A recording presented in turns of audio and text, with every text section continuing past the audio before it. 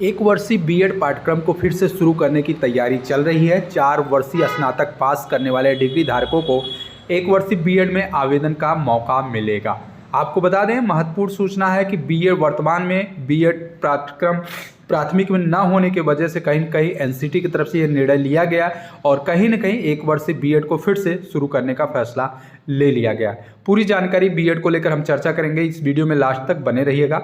इसके अलावा दूसरी अपडेट पर बात करें तो कोर्ट और शासन के आदेश के बाद भी लगभग 2000 से अधिक तदर्थ शिक्षकों को वेतन न मिलने का मामला फिर से गरमाने लगा है। वहीं दूसरी तरफ अगर बात करें सीबीएसई की तरफ से बोर्ड परीक्षा की तारीख घोषित करने के बाद अब प्रयोगात्मक परीक्षा भी 1 जनवरी से शुरू होने जा रहा है। इसको लेकर दिशा निर्देश जारी कर दिया गया। साथ ही साथ अगर बात करें जेईई एडवांस की तो उसकी भी परीक्षा तिथि घोषित हो चुकी है।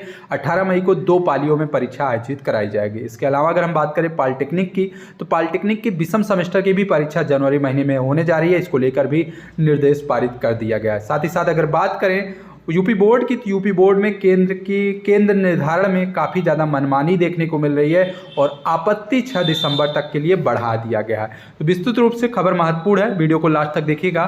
चैनल के माध्यम से समय समय पर आपको अपडेट देते रहते हैं। तो आज की प्रमुख अपडेट है बीएड पाठ्यक्रम को लेकर।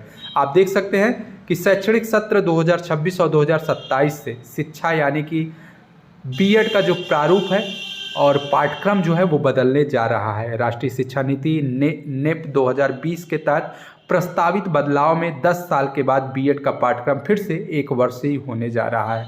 बीएड कॉलेज के लिए 2025 में नए बदलाव की अधिसूचना जारी की जाएगी। इसमें 4 वर्षीय स्नातक डिग्री धारकों को विद्यार्थियों को आवेदन का मौका दिया जाएगा। शिक्षक पात्रता यानी कि टेट के नियम और मापदंड में भी बदलाव 2027 में 4 वर्षीय इंटीग्रेटेड को डिग्री पाने वाले बैच से निकलने वाले अभ्यर्थियों के लिए रहेगा। राष्ट्रीय शिक्षा परिषद एनसीटी के जो अध्यक्ष है प्रोफेसर पंकज अरोड़ा ने बताया है कि स्कूली शिक्षा की गुणवत्ता में सुधार और फर्जी व डमी कॉलेजों पर नकल कसने की तैयारी चल रही है। शिक्षा नीति के तहत अब 4 भागों में फाउंडेशन, प्रीपेटरी, मिडिल और सेकेंडरी स्तर के अनुरूप शिक्षक तैयार किए जाएंगे। स्नातक पाठ्यक्रम के बदलाव के अलग अलग कारण बीएड में शुरू किए जा रहे हैं। देश भर के लगभग 15,000 बीएड कॉलेजों की शिक्षकों के पैन नंबर, उनकी वेतन खाते में पंजीकृत करने के निर्देश भी दे दिए गए हैं। इसमें से एक से ज़्यादा कॉलेजों में सेवा नहीं दे सकेंगे और तो ये प्रक्रिया अपनाई जा रही है। और अगर हम बात करें तो 1 साल के बीएड को लेकर तो इसमें 4 वर्षीय स्नातक और स्नातकोत्तर का पाठ्यक्रम पूरा करने वाले विद्यार्थियों को दाखिला मिल पाएगा। आपको बता दें 3 वर्षीय स्नातक करने वाले विद्यार्थियों को दाखिला दिया जाएगा। स्नातक के बाद शिक्षक बनने के इच्छुक अभ्यर्थियों को इससे बड़ा फायदा मिलने जा रहा है।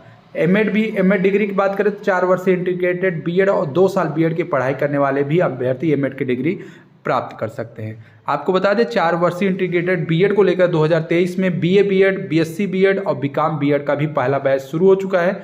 2025 में 4 नए विशेषज्ञता कोर्स शारीरिक शिक्षा, कला शिक्षा, योग शिक्षा और संस्कृत शिक्षा जुड़ने जा रहा है। जो छात्र 12वीं के बाद शिक्षक बनना चाहेंगे वो इसमें दाखिला ले सकेंगे।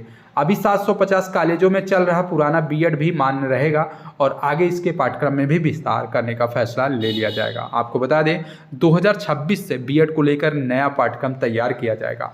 शैक्षणिक सत्र 2026 और 2027 से नया पाठ्यक्रम और नए प्रारूप बदलने का फैसला एनएपी 2020 की तरफ शुरू कर दिया गया है। राष्ट्रीय शिक्षा परिषद के जो अध्यक्ष है पंकज अरोड़ा ने बताया कि स्कूली शिक्षा में गुणवत्ता सुधार और फर्जी और डमी कॉलेजों पर नकल कसने के लिए इस प्रकार का निर्णय लिया गया है। यानी कि आने वाले दिनों में 1 वर्षीय बीएड का पाठ्यक्रम फिर से शुरू होने जा रहा है। इसके अलावा अगर हम बात करें तदर्थ शिक्षकों की तो शासन और कोर्ट के आदेश के बाद भी 2000 तदर्थ शिक्षकों का वेतन भत्ता अभी तक नहीं मिल पा रहा है। आपको बता दें शासन ने संबंधित अधिकारियों को 1 सप्ताह में स्पष्टीकरण मांगा है, जबकि संतोषजनक जवाब न मिलने पर कार्रवाई की भी चेतावनी दी गई है। आपको बता दें 2000 के पहले 2000 तदर्थ शिक्षकों का पिछले 1.25 साल से वेतन और भत्ते का भुगतान नहीं किया जा रहा है और यह स्थिति तब है जब शिक्षकों के वेतन और भत्ते के लिए अभ्यर्थी कोर्ट और शासन से स्पष्ट रूप से आदेश भी प्राप्त कर चुके हैं। विभागीय अधिकारियों ने तकनीकी कारण बताते हुए इन तदर्थ शिक्षकों के मामले को लटकाया है। उत्तर प्रदेश माध्यमिक शिक्षक संघ के वरिष्ठ शिक्षक नेताओं प्रकाश त्रिपाठी की अगर माने तो अधिकारियों को दुस्साहस है कि उच्चतम न्यायालय और सर्वोच्च न्यायालय के आदेश के बाद भी अभी तक 1.25 साल से रुके हुए वेतन का भुगतान शुरू नहीं कर पा रहे। दूसरी तरफ शिक्षा अधिकारी इससे इस उपेक्षापूर्ण रवैये से उत्तर प्रदेश माध्यमिक शिक्षक संघ पांडे गुट ने अत्यंत गहरी नाराजगी दर्ज की है और उत्तर प्रदेश के मुख्यमंत्री जी से आग्रह किया है कि इस मामले पर जल्द से जल्द निर्णय लेकर 1.25 साल से जिन शिक्षकों तदर्थ शिक्षकों का वेतन रोका गया है उनके वेतन प्रक्रिया को शुरू कर दिया जाए। इसके अलावा हम बात करें सीबीएसई की, तो सीबीएसई ने कक्षा 10 और कक्षा 12 के लिए वर्ष 2024 और 2025 की प्रयोगात्मक परीक्षा, आंतरिक मूल्यांकन और प्रोजेक्ट कार्यों के लिए दिशा निर्देश जारी कर दिए हैं और यह परीक्षा 1 जनवरी से आयोजित होने जा रही है।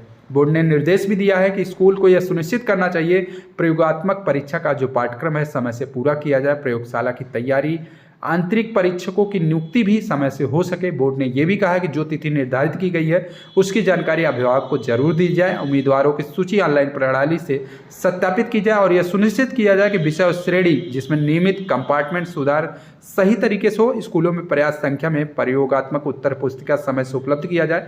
कक्षा 12 की प्रयोगात्मक परीक्षाएं बोर्ड के द्वारा नियुक्ति बाहर परीक्षकों द्वारा संचालित की जाएगी। सीबीएसई ने क्षेत्रीय कार्यालय को निर्देश जारी करते हुए ये जानकारी दी है कि प्रयोगात्मक परीक्षाएं 1 जनवरी से शुरू हो रही है और सभी दिशा निर्देशों को समय से पालन किया जाए और स्कूलों के साथ साझा किया जाए। सभी स्कूलों में अंक अपलोडिंग की प्रक्रिया तय समय में पूरा की जाए, बाहरी परीक्षकों की नियुक्ति सुनिश्चित की जाए और उत्तर पुस्तिकाएं समय पर उपलब्ध की जाए। इस प्रकार का निर्देश सीबीएसई की तरफ से दे दिया गया है। इसके अलावा अगर हम बात करें जेईई एडवांस को लेकर, तो 18 मई को आयोजित होने वाली है। 2 पालियों में यह परीक्षा आयोजित की जाएगी। आईआईटी कानपुर के माध्यम से परीक्षा की तिथि जारी कर दी गई।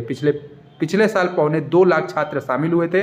देश की सबसे प्रतिष्ठित इंजीनियरिंग प्रवेश परीक्षा जेईई एडवांस 2025 का आयोजन 18 मई 2025 रविवार को होने जा रहा है। इसकी घोषणा सोमवार को आईआईटी कानपुर के द्वारा जारी कर दी गई है। परीक्षा 2 पालियों में आयोजित की जाएगी।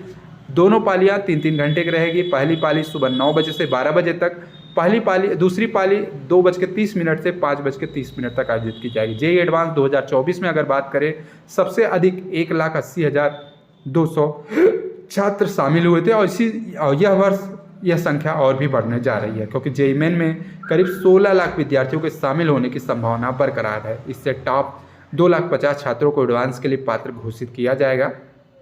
भौतिकी के शिक्षक सह जेईई एडवांस परीक्षा सह मेंटर एडवांसर के निदेशक आनंद जायसवाल ने बताया कि जेईई मेन का परीक्षा का जो आयोजन है नेशनल टेस्टिंग एजेंसी के माध्यम से किया जाता है और जेईई एडवांस के आयोजक की जो जिम्मेदारी है किसी भी पुरानी आईआईटी को ही दी जाती है। तो ये बड़ी अपडेट है। जेईई एडवांस 2025 का विज्ञापन को लेकर जानकारी दे दी गई है। 18 मई 2025 को 2 पालियों में परीक्षा आयोजित की जाएगी। वहीं पॉलिटेक्निक की अगर बात करें तो पॉलिटेक्निक के छात्रों के लिए विषम सेमेस्टर की परीक्षाएं अब जनवरी के दूसरे सप्ताह में शुरू होने जा रही। पहले यह परीक्षा 20 दिसंबर से होने जा रही थी, लेकिन परीक्षा से जुड़ी तैयारी पूरी नहीं हो पाई।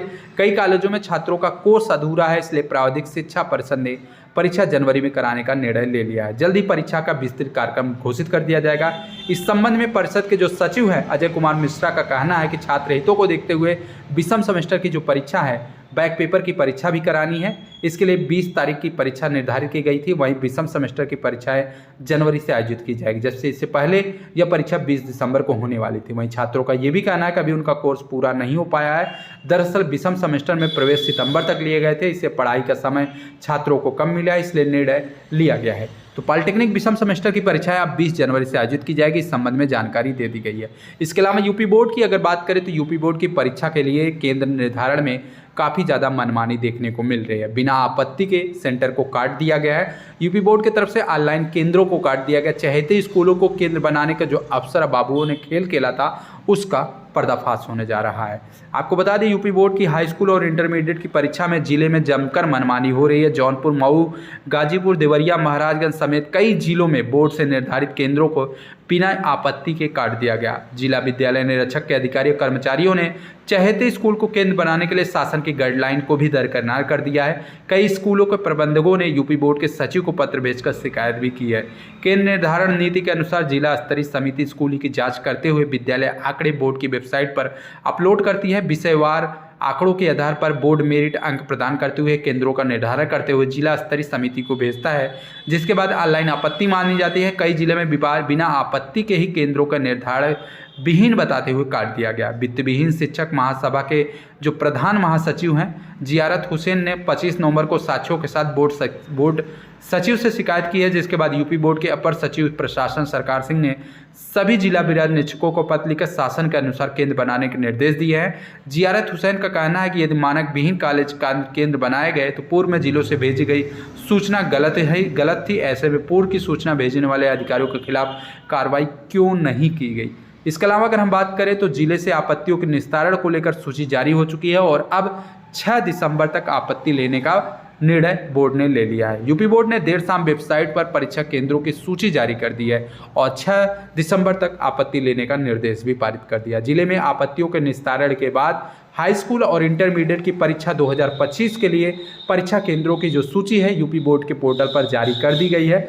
सोमवार तक आपत्ति लेने का अंतिम तिथि थी, लेकिन अब बोर्ड ने उस तिथि को दिसंबर तक ऑनलाइन आपत्ति करने का अवसर दे दिया है। यूपी बोर्ड के जो सचिव हैं भगवती सिंह के अनुसार जारी की गई केंद्रों की सूची में यदि कोई आपत्ति या शिकायत होती है तो प्रधानाचार्य या प्रबंधक ठोस कार्य और साक्ष्यों के साथ विद्यालय की आईडी से प्रत्यावेदन ऑनलाइन परिषद के जो पोर्टल है upmsp.education.in पर भेज सकते हैं और दिसंबर की शाम 6 बजे तक ये प्रक्रिया कर सकते हैं। इसके अतिरिक्त परीक्षा केंद्र के संबंध में यदि किसी विद्यार्थी या अभिभावक को आपत्ति या शिकायत है तो विद्यालय के प्रधानाचार्य के माध्यम से परिषद के पोर्टल पर अपलोड भी कर सकते हैं। केंद्रों का निर्धारण होने के बाद परीक्षार्थियों के प्रवेश बनाने की प्रक्रिया शुरू हो जाएगी।